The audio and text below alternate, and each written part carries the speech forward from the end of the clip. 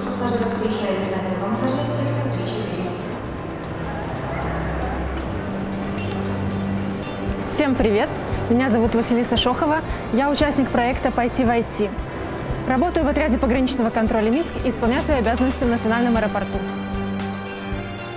Здравствуйте, меня зовут Надь Валентин. На данный момент работаю специалистом по маркетингу на унитарном предприятии завод СВТ. Всем привет, меня зовут Марина. Я работаю в этом бизнес-центре специалистом по поддержке клиентов в небольшой IT-компании. Всем привет, меня зовут Филипп. Я работал инженером-конструктором, но по истечении 2 лет решил немножко изменить сферу деятельности. Я участник проекта «Пойти в IT». О проекте узнал от друга, он скинул мне ссылку, сказал, что мне, скорее всего, это будет интересно, так как он и я этим интересовались. Я решила, что это мой шанс, поскольку целый год я уже обдумываю сменить профессию. Я, можно сказать, почувствовал, что это какой-то знак, что можно попробовать поучаствовать, ну и даже, скажем так, это какого-то рода такой вызов себе.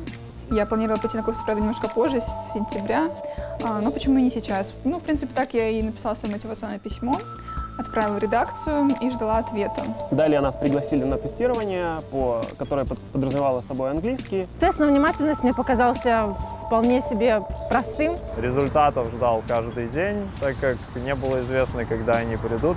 Постоянно обновлял почту, когда это было возможным. И вот в один день пришло письмо, что я был отобран на проект. Было предложено вообще 2 варианта, да, это тестирование, бизнес-анализ.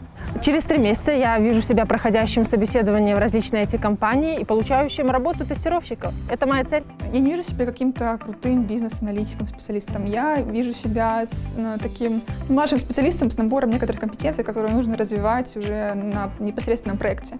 Вижу себя закончившим курсы, приобретшим новые знания и надеюсь устроиться куда-нибудь по этой профессии и буду полезным какой-нибудь компании.